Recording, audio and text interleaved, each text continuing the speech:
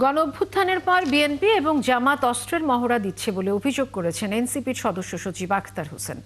নতুন বাংলাদেশের কেউ আর অস্ত্রের রাজনীতি দেখতে চায় না বলেও জানান তিনি। শনিবার বিশ্ব সাহিত্য কেন্দ্রে এক অনুষ্ঠানে তিনি কথা বলেন। আখতার জানান, অস্ত্রের রাজনীতি করতে চাইলে এই দুটি দলকে আওয়ামী লীগের পতনের কথা স্মরণ রাখতে হবে। রাশেদ আনিসের প্রতিবেদনে বিস্তারিত। আরএফএল গিজার মানে চটজলদি পানি গরম, বিদ্যুৎ বিল 20% কম। আরএফএল গিজার, উষ্ণ পানির পরশ। এনসিপির সহযোগী সংগঠন ন্যাশনাল প্রফেশনালস অ্যালায়েন্সের আত্মপ্রকাশ অনুষ্ঠানে বক্তব্য রাখেন এনসিপির নেতারা। দলটির মুখ্য সমন্বয়ক নাসিরউদ্দিন পাটোয়ারি বলেন, সিট বন্টনের রাজনীতি এদেশে আর হবে না। এনসিপিও এর বিপক্ষে। আমরা কোন দলের কাছে সিট নেগোসিয়েশনের জন্য যাব না ইনশাআল্লাহ। আমরা নিজেরাই দাঁড়াবো, কারণ রাজনীতি করেছি আত্মমর্যাদার প্রশ্ন। আত্মমর্যাদার প্রশ্নে আমরা এক বিন্দু ছাড় দিব না। সিট বন্টনের পলিটিক্স বাংলাদেশে আর চলবে না। বাংলাদেশের নির্বাচনে ভারত হস্তক্ষেপ করতে চাইলে তাদের এদেশের সকল বিনিয়োগ বন্ধ করে দেয়া হবে বলেও জানান তিনি। ভারতের প্রতি আমরা বলতে চাই, ইলেকশনে কোনো ডিস্টার্ব করবেন না।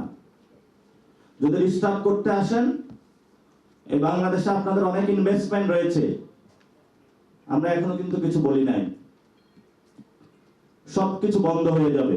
এই সময় দলটির সদস্য সচিব আখতার হোসেন বলেন, বিএনপি ও জামাতকে অস্ত্রের মহড়ার রাজনীতি থেকে বের হয়ে নতুন বাংলাদেশে নতুন রাজনীতি করতে হবে। এই দুর্ভাগ্যের বিষয়, নির্বাচনের এখনো তফসিল ঘোষণা করা হয় নাই, কিন্তু বিএনপি জামাতের মতো দলেরা তারা অস্ত্রের মহড়ায় তারা কে কার থেকে এগিয়ে যাবে সেই প্রতিযোগিতায় তারা লিপ্ত হয়েছে। আমরা দেখেছি যে অস্ত্র উসিয়ে গুলি করার মতো ঘটনা ঘটছে।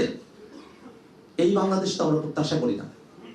বিএনপি এবং জামাতের সাথে আমরা রাজনৈতিকভাবে প্রতিযোগিতা করতে চাই, কিন্তু তারা যদি অস্ত্রের প্রতিযোগিতায় আসেন, তাহলে তাদেরকে আমরা স্মরণ করিয়ে দিতে চাই যে শেখ হাসিনা শুধু তার দলীয় বাহিনী নয়, বাংলাদেশের সকল বাহিনীকে অস্ত্রে সজ্জিত করে 24-এর অভ্যুত্থানে জনগণের বিপক্ষে গুলি করতে মাঠে পাঠিয়েছিল।